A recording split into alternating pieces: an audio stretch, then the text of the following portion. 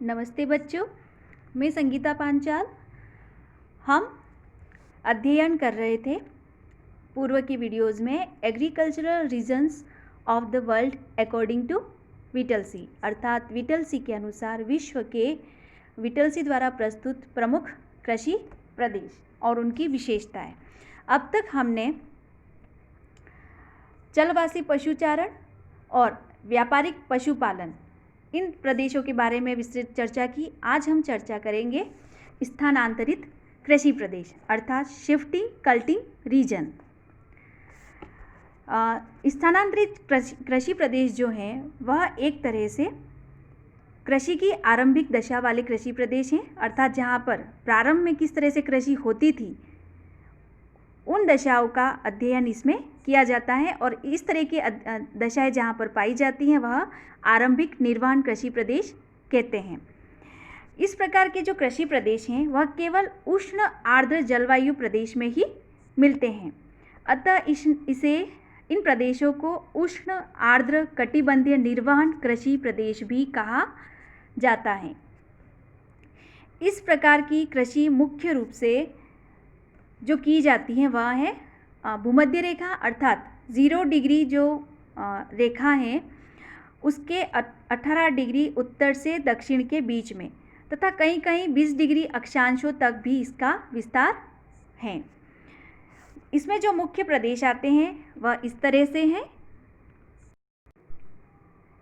पहला जो इसमें है वह है दक्षिणी अमेरिका में कि जो अमेज़न बेसिन है उसमें जो स्थित देश हैं वहाँ पर इस तरह की स्थानांतरित कृषि की जाती है, अर्थात शिफ्टिंग कल्टीवेशन दक्षिणी अमेरिका के अमेज़न बेसिन के देशों में किया जाता है। दूसरा जो प्रमुख शिफ्टिंग कल्टीवेशन का क्षेत्र है वह है अफ्रीका महाद्वीप के कांगो बेसिन और समीपवर्ती प्रदेशों में। यहाँ मानचित्र में हम देख सकते हैं ये है अमेज़न बेसिन और यहाँ है अफ्रीका महाद्वीप के कांगो बेसिन तथा समीपवर्ती उसके जो प्रदेश हैं ये पूरा ही कांगो रीजन है और इसी के आसपास का जो क्षेत्र है यहाँ पर शिफ्टिंग कल्टीवेशन होता है। इसके साथ ही जो तीसरा जो प्रमुख क्षेत्र है वह है दक्षिण पूर्वी एशिया के द्वीपीय देश तथा समस्त मानसून एशिया के जो अधिक वर्षा वाले पहाड़ी प्रदेश है वहाँ पर। दक्षिण पूर्वी एशिया हम यहाँ पर देख सकते हैं, ये पूरा ही इंडोनेशिया से लेकर के लाओस, कंबोडिया,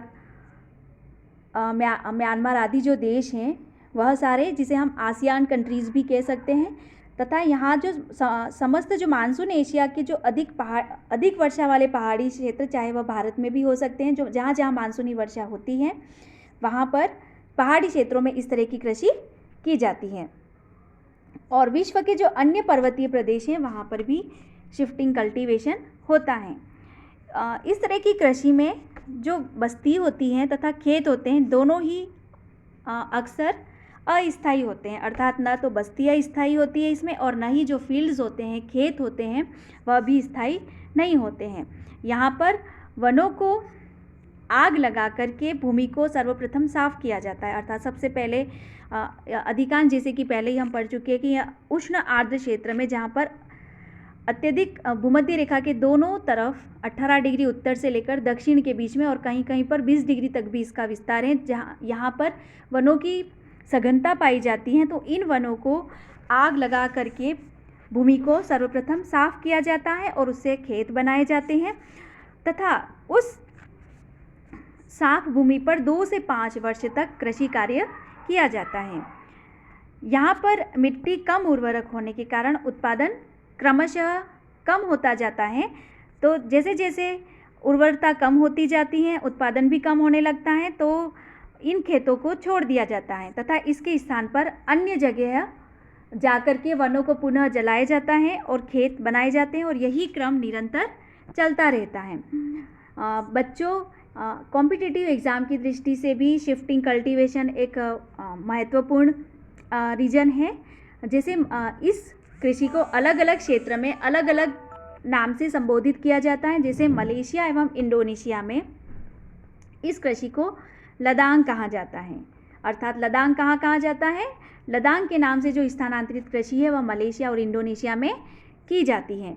इसी तरह से फिलीपींस में इसको कैंजिन कहा जाता है, श्रीलंका में चेना, रोडेशिया में मिल्पा, सूडान में गासू, भारत में झूमिंग तथा यूरोप के जो पर्वतीय प्रदेश हैं वहाँ पर स्वीडेन आदि नामों से पुकारा जाता है। इस कृषि की जो प्रमुख विशेषताएं हैं वह निम्नलिखित हैं।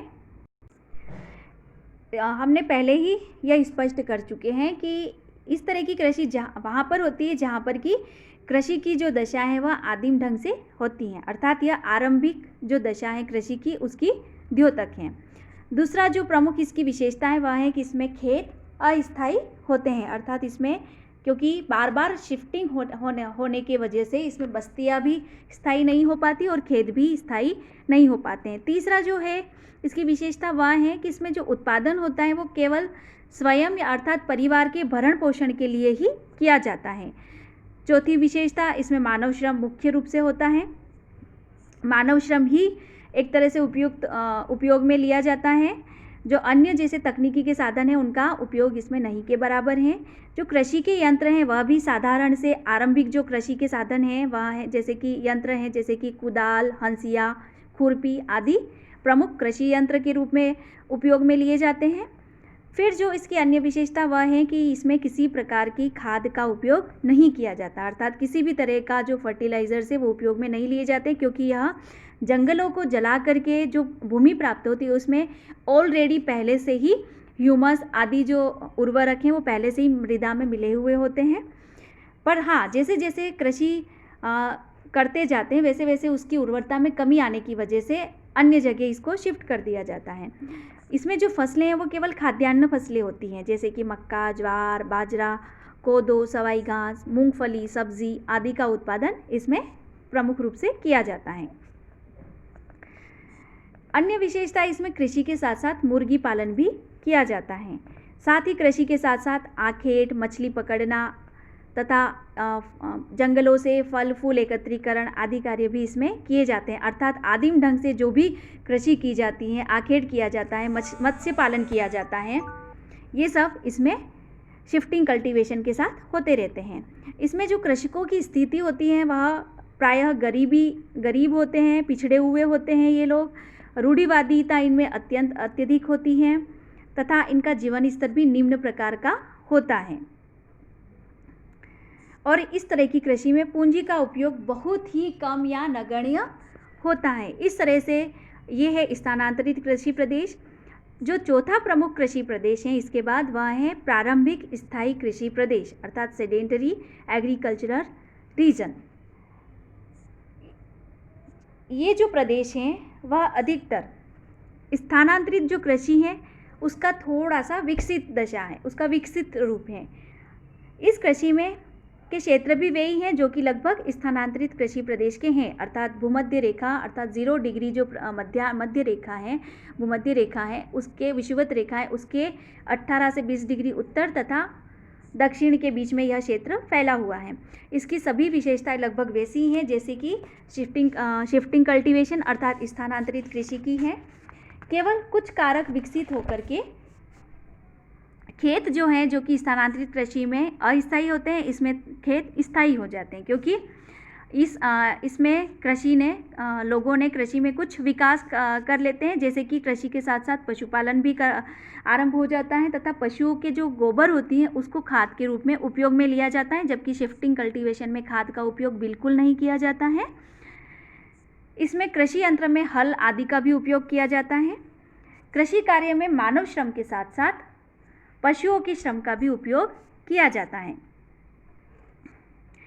इस कृषि का उत्पादन है वो भी केवल स्वयं या परिवार के भरण पोषण के उपयोग हेतु ही किया जाता है, अतः इस कृषि को भी हम सब्सिस्टेंस एग्रीकल्चर अर्थात निर्वहन कृषि कहते हैं। यह अधिक गर्मी तथा अधिक वर्षा के कारण फसलों की जो उत्पत्ति होती है वो बड़ी तेज़ी से इसमें फसलों का विकास होता है, ग्रोथ बहुत जल्दी होती है इसमें और बहुत फास्ट होती है। इन क्षेत्रों में जो प्रमुख फसलें उत्पन्न की रतालू, मैनियोक, केला, शकरकंद, ज्वार, बाजरा आदि प्रमुख रूप से उगाए जाते हैं।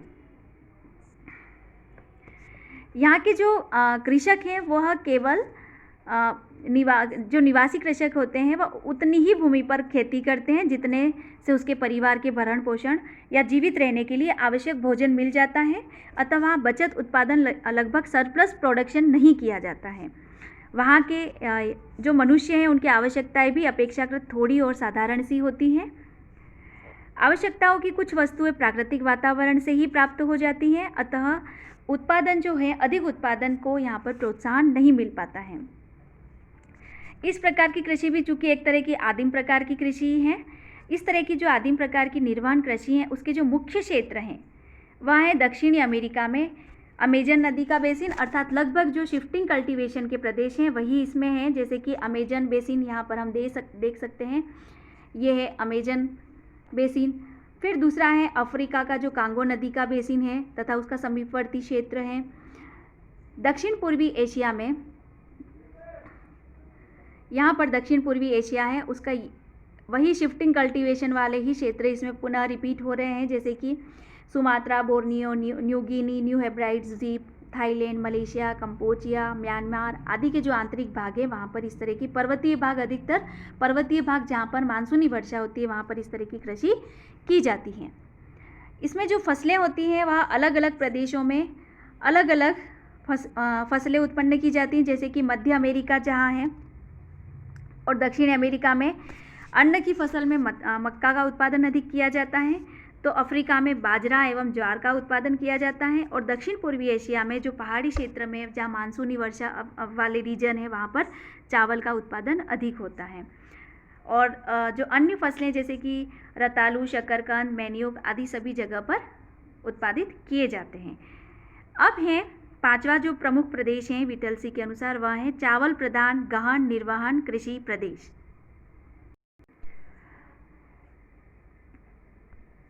जो चावल प्रधान गहन निर्वहन कृषि प्रदेश है, intensive subsistence tillage with rice dominant region, यह जो है वह यह कृषि भी एक तरह की पुरातन जो है प्राचीन या आदिम ढंग से की जाने वाली निर्वहन कृषि का ही एक वृहद रूप है।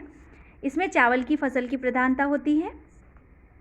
यह जो कृषि है वो अधिकतर पूर्वी एशिया तथा दक्षिण पूर्वी एशिया के जो मानसूनी प्रदेश हैं उस वहाँ पर ग्रीष्म ऋतु में मानसूनी वर्षा ऋतु में होती हैं और शीत ऋतु लगभग यहाँ शुष्क होती है। अतः जो इस प्रकार की जो कृषि है वह ग्रीष्म ऋतु में की जाती है मानसूनी एशिया में। इन प्रदेशों में उन्नत प्रकार की जो सघन निर्वहन कृषि होती है जिसमें चावल की फसल मुख्य होती है। इस प्रकार की कृषि विश्व के जनसंख्या के बहुत बड़े भाग, इस प्रकार की कृषि से जो विश्व की जो जनसंख्या है उसके बहुत बड़े भाग का भरण पोषण होता है। इसके जो प्रमुख प्रदेश हैं वह हैं चीन, Japan, Korea, Bharat, Bangladesh, Myanmar, Pakistan, Vietnam, Thailand, Philippines और जावा, जो कि सघन जनसंख्या वाले क्षेत्र हैं। यहाँ पर इस तरह की कृषि की जाती है। इस कृषि में थोड़ी बहुत खाद का उपयोग किया जाता है, सिंचाई भी की जाती है और कृषि दक्षता द्वारा हाई यील्ड्स अर्थात जो उच्च उपजें हैं वह प्राप्त की जाती हैं। इन देशों की बढ़ती हुई जनसंख्या की मांग को लेकर के यह कृषि इनकी मांग को पूरा करती हैं। इसमें जो फसलें पैदा की जाती है प्रमुख रूप से वह है मानसूनी प्रकार की कृषि द्वारा उत्पन्न की जाने वाली फसलों में जैसे कि धान, चावल, सोयाबीन, दालें, मोटे अनाज जिसे काओलियांग भी कहते हैं, ज्वार है, गेहूँ, तिलहन तथा सब्जियां या तरकारियां आदि प्रमुख फसलें हैं। प्रतिवर्ष इसमें 2 या 3 फसलें उत्पन्न की जाती हैं, जिनमें से चावल तो अधिक वर्षा या सिंचाई के क्षेत्र में उत्पन्न किया जाता है और बाकी जो मोटे अनाज और गेहूँ जो हैं, गेहूँ, जौ आदि कम वर्षा वाले शुष्क क्षेत्रों में भी उत्पन्न किए जाते हैं। अर्थात जो शुष्क ऋतु युक्त शीत ऋतु है उसमें गेहूँ, जौ आदि का उत्पादन किया जाता है। इस कृषि की जो प्रमुख विशेषता हैं वह है इसमें क्योंकि यह सघन जनसंख्या वाले क्षेत्रों में होती है अतः इसमें जो ज़मीन की उपलब्धता बहुत कम होती है। खेत के आकार जो है वह अत्यंत छोटे होते हैं तथा उत्पादन जो होता है वो स्थानीय खपत के लिए ही होता है, अर्थात जनसंख्या के परिवार के भरण पोषण तक ही इसमें उत्पादन होता है। मानव श्रमिकों द्वारा जो साधारण औजार हैं जैसे कि फावड़ा, खुरपा, हल आदि का प्रयोग किया जाता है। खेतों को जोतने के लिए तथा सिंचाई के लिए प्रायः बैल और भैंस प्रयोग में लाए जाते हैं। कटी हुई जो फसलें हैं और अनाज है आदि को ढो करके ले जाने के लिए बैलगाड़ियाँ आदि का उपयोग किया जाता है। और बहुत सा काम है वह मनुष्यों के द्वारा ही अधिकांश काम मनुष्य के द्वारा ही किया जाता है, अर्थात मानव श्रम अधिक उपयोग होता है इसमें। मिट्टी की उर्वरता को बनाए रखने के लिए इसमें पशुओं की जो खाद होती है, जैसे गोबर की खाद है, पशुओं के गोबर की खाद है, मनुष्यों के मल की खाद है, साथ ही साथ कंपोस्ट खाद तथा हरी खाद को भी बड़ी सावधानी से लगातार प्रयोग करते रहते हैं। साथ ही वर्तमान में क्योंकि सघन जनसंख्या होती है, अतः अधिकाधिक उत्पादन प्राप्त करने के लिए केमिकल फर्टिलाइजर्स अर्थात रासायनिक उर्वरकों का प्रयोग भी किया जाने लगा है। फसलों के हेर फेर अर्थात क्रॉप रोटेशन आदि के द्वारा मिट्टी की जो उर्वरता है उसको कायम रखा जाता है। और जो आवश्यकता अनुसार फसलों की, जैसे कि विशेषतः जो चावल की सिंचाई आदि भी की जाती है, अर्थात सिंचाई का उपयोग भी इसमें अधिक होता है।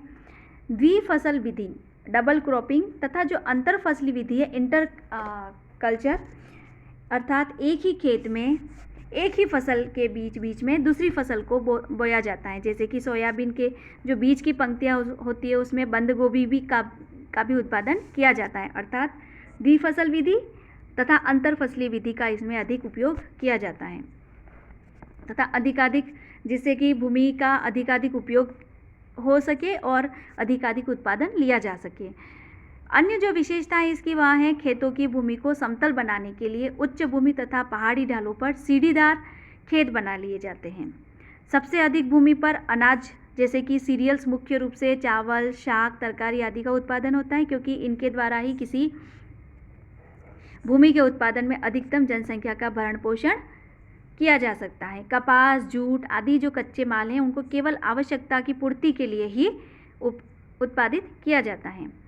साथ ही इस प्रकार की कृषि में पशुओं का पालन भी किया जाता है, क्योंकि यहाँ पर जनसंख्या इतनी अधिक होती है कि इनके लिए अन्न उत्पादन हेतु भूमि की मांग की बड़ी भारी मांग होती है। अतः इन देशों में पशुओं के लिए विस्तृत चारागाह के लिए खाली ज़मीन नहीं छोड़ी जा सकती है। चीन आदि देशों में सूअर और मुर्गियाँ आदि अधिक पाले जाते हैं, क्योंकि इनके लिए चारागाहों की आवश्यकता नहीं होती है। ये घरेलू कूड़े कचरे पर पाले जाते हैं। पशुओं का पालन भी इनको मुख्यतः कृषि में प्रयोग करने के लिए किया जाता है, क्योंकि यहाँ पर जनसंख्या इतनी अधिक है कि उसके लिए अन्न उत्पादन हेतु भूमि की बड़ी भारी मांग है। ये पहले ही हम अध्ययन कर चुके हैं।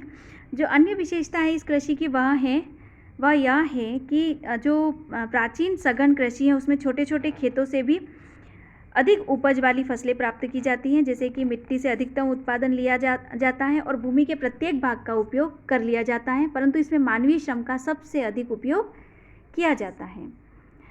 अब है छठी जो है प्रमुख कृषि, वह है चावल विहीन गहन निर्वाण कृषि प्रदेश, अर्थात विटलसी के अनुसार छठा जो प्रमुख कृषि प्रदेश है वह है इंटेंसिव सब्सिस्टेंट टिलेज विदाउट राइस, अर्थात चावल विहीन गहन निर्वाण कृषि प्रदेश।